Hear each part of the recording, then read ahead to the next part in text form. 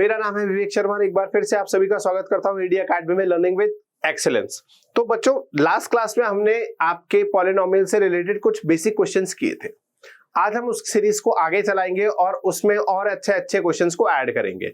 ध्यान रखिएगा, यदि आपने प्रीवियस वीडियो नहीं देखा है तो प्लीज उसको जाइए और उसको देखिए, ठीक है। उस लिंक आपका डिस्क्रिप्शन में मिल जाएगा, तो प्लीज आप उस वीडियो को जरूर देख लीजिएगा यदि आपको बेसिक क्वेश्चंस करने हैं तो।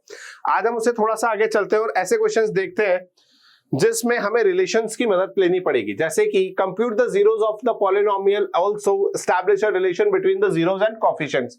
याद करो बच्चों, हमने जब पॉलिनोमियल के बेसिक्स वाले टॉपिक पढ़े थे तब हमने आपको रिलेशंस बताए थे, याद है। तो आज क्या कह रहा है, सबसे पहले कह रहा है कि कंप्यूट द जीरोस, मतलब इसके पहले तो जीरोस निकालो आप, इसके जीरोस आपको निकालने हैं, ठीक है। और उसके बाद आपको इसमें जो कोफिशिएंट्स और जीरोस का जो रिलेशन होता है वो भी एस्टैब्लिश करके दिखा रहा है। तो सबसे पहले हमें क्या करना पड़ेगा, जैसा हम हमेशा करते हैं, पॉलिनोमियल को px माना और 4x square minus 4x minus 8। Sir एक क्वेश्चन, आप एक बात बताओ, यहां पर 4 कॉमन दिख रहा है, क्या मैं इस 4 को कॉमन निकाल सकता हूं? और क्या यदि मैंने इस 4 को कॉमन निकाला, 4 को कॉमन ले लिया, तो क्या मेरे जीरोस पर इफेक्ट पड़ेगा? तो बच्चों चलो दोनों चीजें देख लेंगे ताकि आपको यह भी पता लग जाए कि 4 को कॉमन लेने से क्या जीरोस पर इफेक्ट पड़ता है और 4 को कॉमन ना लेने से जीरोस पर इफेक्ट पड़ता है। चलो तो फटाफट दोनों तरीके से करते हैं। चलो या पहले इसको हम कॉमन लेके कर लेते हैं। तो 4 जैसे ही आपने कॉमन लिया तो यहां आपकी क्वाड्रेटिक पॉलिनोमियल जो बचेगा वो बचेगा x square minus x minus 2। Clear? अब इसका मतलब ये हुआ, यदि मैं आपको मल्टीप्लाई सिखाऊं कि आपको कैसे इसके फैक्टराइज करना है, तो इस हिसाब से -2 into 1 which is equals to 2। ध्यान रखना इस माइनस को हमें कंसिडर नहीं करना है। अब आपको 2 के ऐसे फैक्टर ढूंढने हैं जिनको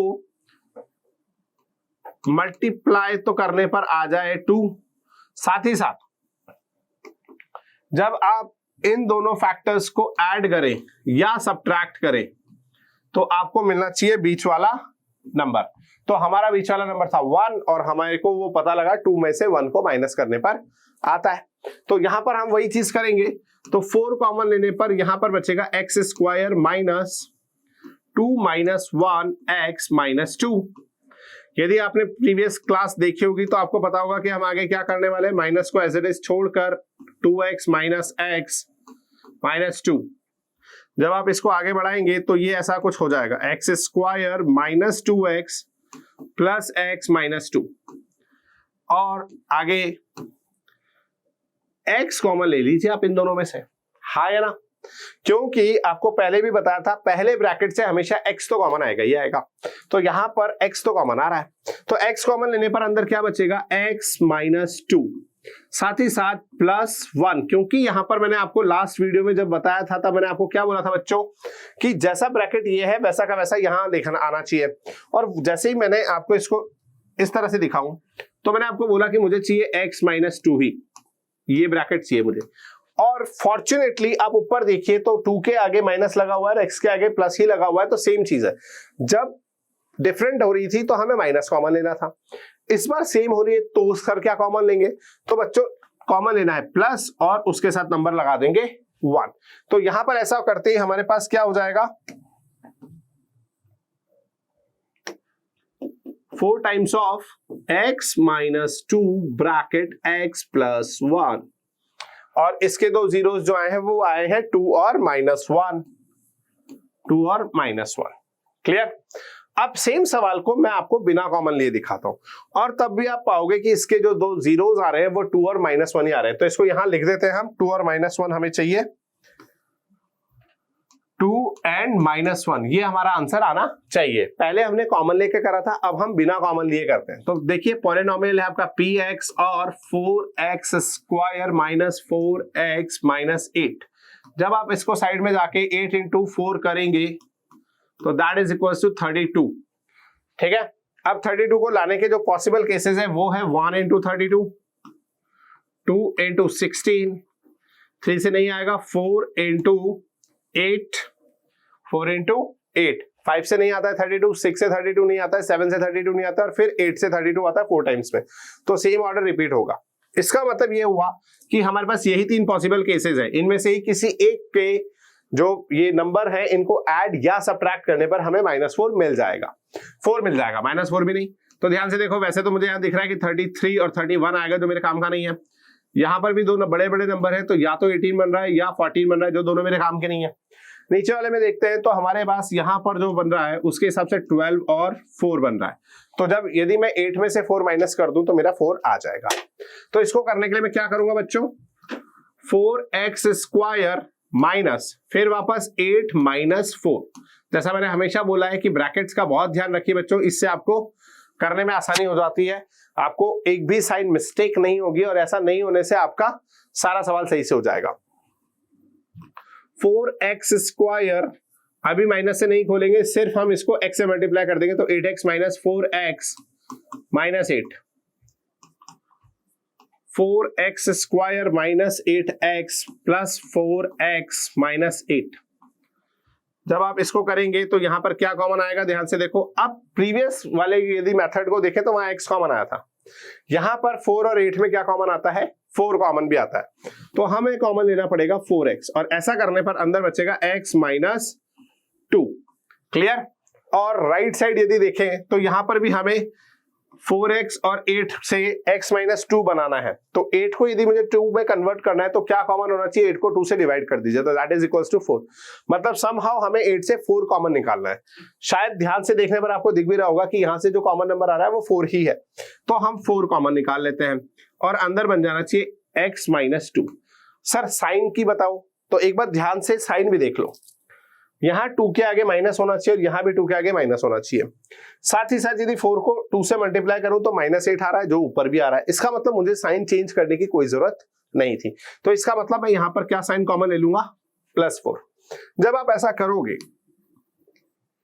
तो ध्यान से देखो यहाँ क्या बचेगा, x minus 2 bracket 4x plus 4। ऐसा होने पर x माइनस 2 और यहां पर आपका हो जाएगा 4x प्लस 4। क्लियर।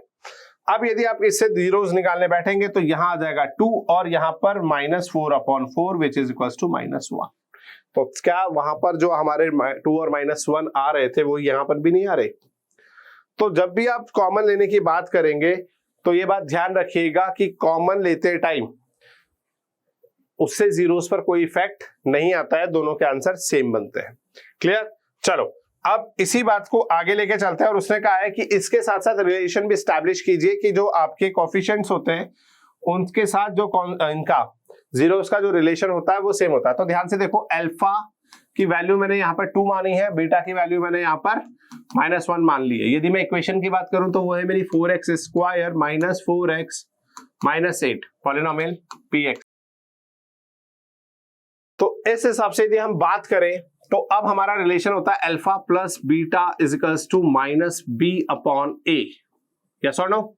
यहां पर a की वैल्यू है आपकी 4, b की वैल्यू है -4 और c की वैल्यू है -8। यदि आप यहां पुट करें तो 2 - 1 इज इक्वल्स टू b की वैल्यू है -4 और a की वैल्यू आ जाएगी आपकी 4। तो 2 - 1 इज 1 एंड 4/4 इज 1। तो ध्यान से देखो LHS RHS के इक्वल आ गया, मतलब यहां का रिलेशन तो एस्टैब्लिश हो गया। एक और रिलेशन जो हमें पता है वो क्या होता है, alpha into beta is equals to c/a। इसका मतलब हमें दोनों को मल्टीप्लाई करना होगा तो 2 into -1 which is equals to -8 तो -2 इज इक्वल्स टू, यहां कैंसिल आउट हो जाएगा और -2 ही आएगा। तो ध्यान से देखो, रिलेशन एस्टैब्लिश करना इतना मुश्किल नहीं है, जो आपने करा है बस आपको उसके हिसाब से ABC पहचानना है और अल्फा बीटा के साथ उस रिलेशन में वैल्यूज को पुट कर देना। जब आप ऐसा करेंगे तो आपको आपके रिलेशन बड़े इजीली एस्टैब्लिश होते नजर आएंगे और साथ ही साथ आपको अपनी कॉपीज में मार्क्स भी मिलते नजर आएंगे। क्लियर, बात समझ में आ रही है। तो ये ध्यान रखना कि छोटे छोटे क्वेश्चंस आपको छोटे छोटे मार्क्स जरूर दिलाएंगे, पर वो आपके 80 आउट ऑफ 80 या 100 आउट ऑफ 100 के लिए बहुत इंपॉर्टेंट है। तो छोटे छोटे क्वेश्चंस पे बहुत ध्यान देना। अब ये क्वेश्चन एक इस तरह का क्वेश्चन है जो कि 9th बेसिस का है, बट आपको आना चाहिए।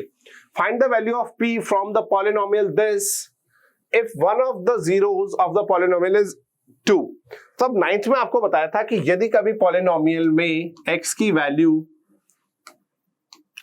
दे दी जाए तो आपको क्या करना होता है, उस पॉलिनोमियल के हर x की जगह वो वैल्यू पुट कर देनी होती है, और ऐसा करने पर आपके पूरे पॉलिनोमियल की वैल्यू कितनी हो जानी चाहिए, 0 हो जानी चाहिए। क्या मतलब, ये 2 यहां पर इस पॉलिनोमियल का एक फैक्टर है या जीरोस बोलो। तो जब जीरोस है, जब ये इसका एक जीरोस है, तो इसका मतलब पॉलिनोमियल ऑफ 2 की जो वैल्यू होगी वो कितनी होनी चाहिए, 0 होनी चाहिए। क्लियर? तो चलो पुट कर देते हैं और देखते हैं।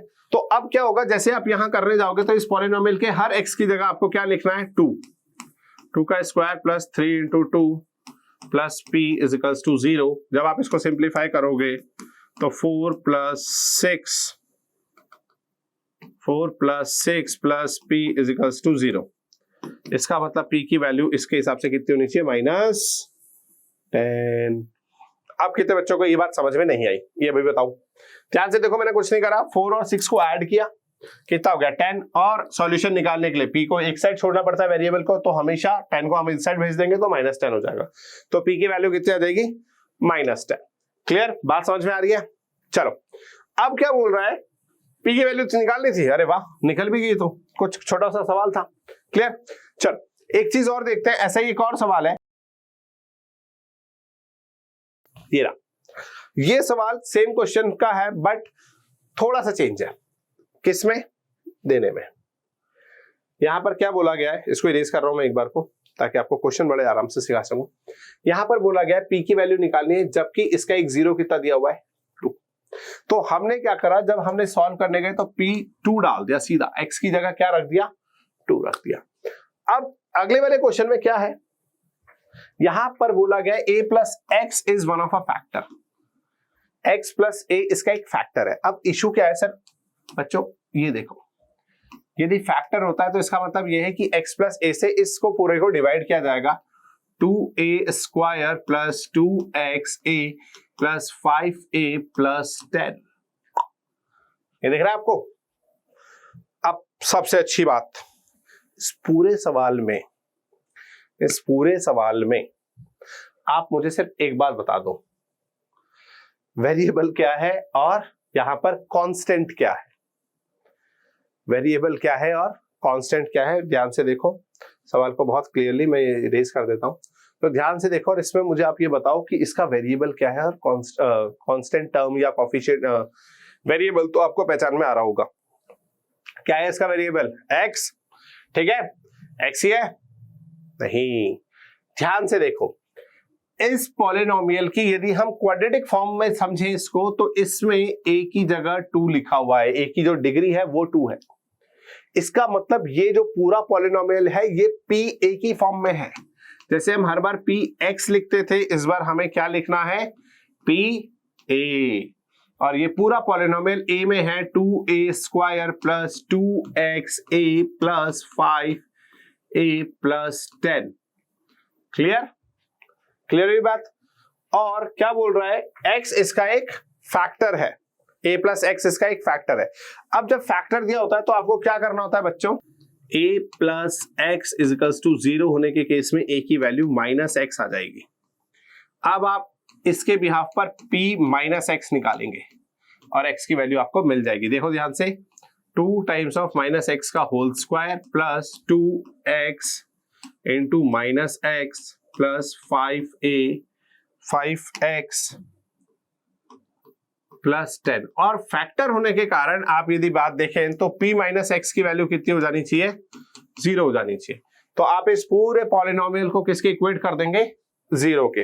तो यहां हो जाएगा 0 is equals to 2x square minus 2x square plus 5x plus 10।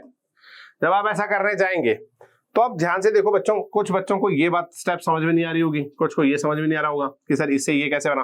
तो ध्यान से देखो, मैं आपको एक बार दिखा देता हूं, किसी भी माइनस के नंबर का जब भी आप स्क्वायर करते हैं तो क्या आंसर आता है, प्लस में।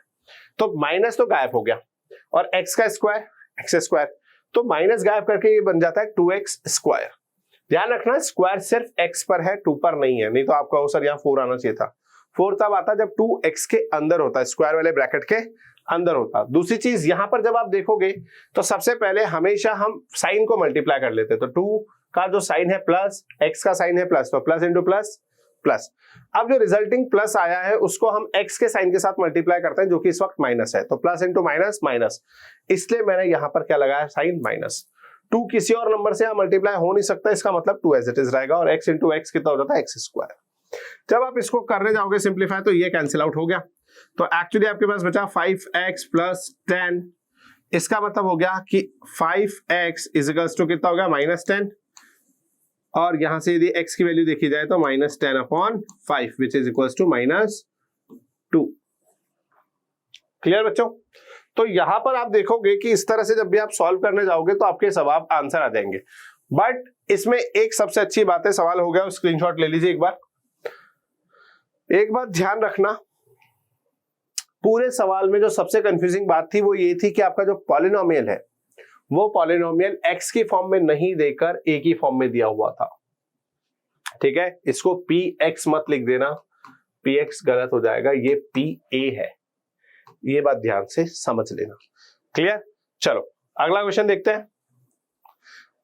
अरे इतने सारे, ये तो आपका होमवर्क हो गया, फिर लिखा भी है, ये सारा आपका होमवर्क है और ये वो सारे होमवर्क हैं जो आपको अभी जो सिखाए गए उनके बिहाफ पर ही करने हैं।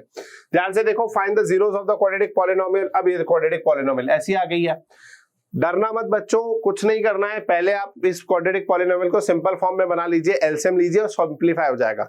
एलसीएम की जो भी फॉर्म आ रही है, जितना मुझे दिख रहा है यहाँ 3 एलसीएम आएगा, ऊपर के ब्रैकेट के साथ 1/3 को बाहर कर दीजिए और अंदर के पॉलिनोमियल को सॉल्व कर दीजिएगा, आपका आ जाएगा। क्लियर? दूसरा देखें, अच्छा इसके साथ रिलेशन भी स्टैब्लिश करना है तो मुझे लगता है आपको इसमें दिक्कत होगी, मैंने आपको आज ये चीज सिखा दी है। क्लियर? चलो दूसरा क्वेश्चन देखें, if the reminder of the division this by this is 21, जब आप इस पॉलिनोमियल को 21 x-3 से डिवाइड करते हैं तो रिमाइंडर 21 आता है। तो ये 9th की क्लास के बिहाफ पर आपका क्वेश्चन है और आपको आना चाहिए। अब क्या बोल रहा है, find the quotient and the value of k। Quotient भी बताइए और क्या बताना है आपको, वैल्यू ऑफ k। तो थोड़ा सा दिमाग लगाइएगा, आपको आंसर आ जाएगा। फिर उसके बाद क्यूबिक पॉलिनोमियल जो ये बनेगा, ये क्यूबिक पॉलिनोमियल, इसके आपको क्या निकालना है, जीरोस निकालना है। अब क्यूबिक के पॉलिनोमियल तो सर आपने रूट जीरोस निकालना तो सिखाया नहीं, तो याद करो बच्चों, आपको 9th क्लास में क्यूबिक के पॉलिनोमियल्स क्यूबिक पॉलिनोमियल्स के जीरोस निकालना सिखाया गया था।